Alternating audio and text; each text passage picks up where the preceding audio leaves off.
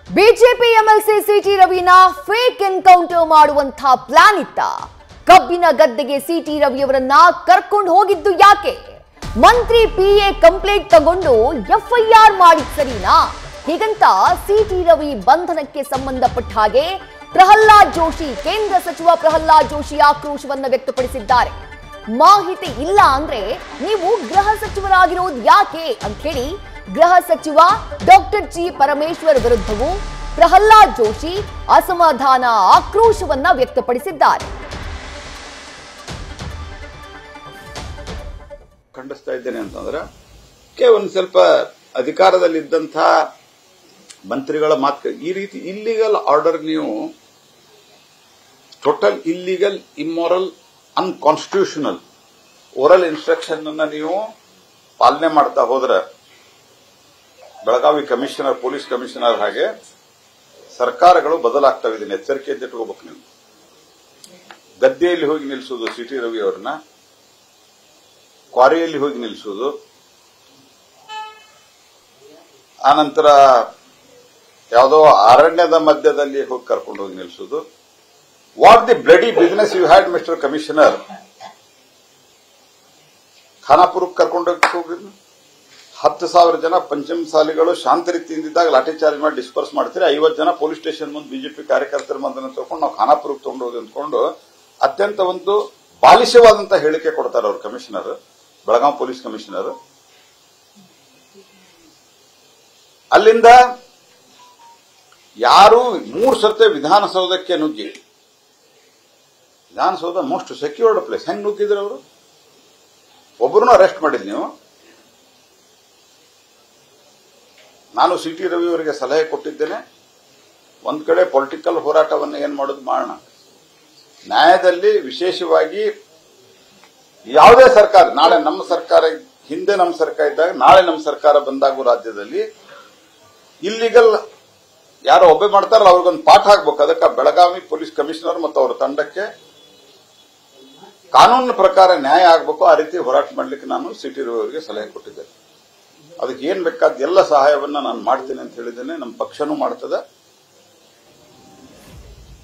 ಕೆಲವು ಪೊಲೀಸ್ ಅಧಿಕಾರಿಗಳು, ಎಲ್ಲಾ ಪೊಲೀಸ್ ಅಧಿಕಾರಿಗಳು ಹಿಂಗಿದ್ದಾರನ್ನ ಹೇಳ್ತಾ ಇಲ್ಲ, ಅನೇಕ ಒಳ್ಳೆ ಪೊಲೀಸ್ ಅಧಿಕಾರಿಗಳು ಈಗಲೂ ಇದ್ದಾರೆ. ಈ ವರ್ತನೆಯನ್ನ ನಾನು ತೀವ್ರವಾಗಿ ಖಂಡಿಸ್ತೇನೆ. ಕಂಪ್ಲೇಂಟ್ ಕೊಟ್ಟವ್ರು ಯಾರು? ಆ ಮಂತ್ರಿಗಳ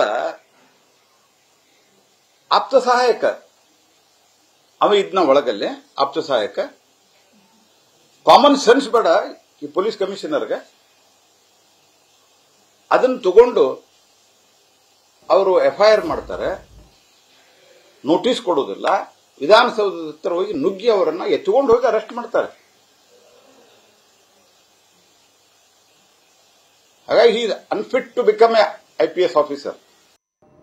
ಎನ್ಕೌಂಟರ್ ಮಾಡೋ ವಿಚಾರ ಇತ್ತ, ಕ್ವಾರಿ ಹತ್ರ ಯಾಕೆ ಕರ್ಕೊಂಡು ಹೋದ್ರಿ?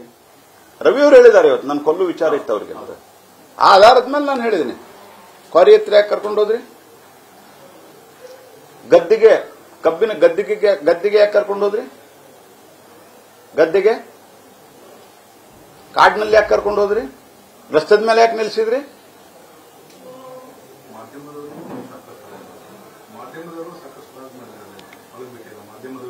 ಮಾಧ್ಯಮದವ್ರಿಗೆ ಬಿಟ್ಟಿಲ್ಲ. ಮತ್ತು ನಾನು ನಿನ್ನೆನೂ ಹೇಳಿದೆ, ಮಾಧ್ಯಮದವರು ಕೆಲವರು ಸಾಹಸ ಮಾಡಿ ಹಿಂದೆ ಬೆನ್ನು ಹತ್ತಿದ್ದಕ್ಕೆ ಸಿಟಿ ರವಿ ಇನ್ನೂ ತೊಂದರೆ ಕೊಟ್ಟಿಲ್ಲ. ಇರಲ್ಲ, ಎಲ್ಲೇ ತಗೊಂಡೋಗಿ ಏನ್ ಮಾಡ್ಬೇಕಂತ ಮಾಡಿದ್ರು ನಂಗೆ ಗೊತ್ತಿಲ್ಲ. ಸಿಟಿ ರವಿ ನಾನು ಕೊಲ್ಲಬೇಕಂತ ಸಂಚಿತ್ತು ಅಂತ ಹೇಳಿದ್ದಾರೆ.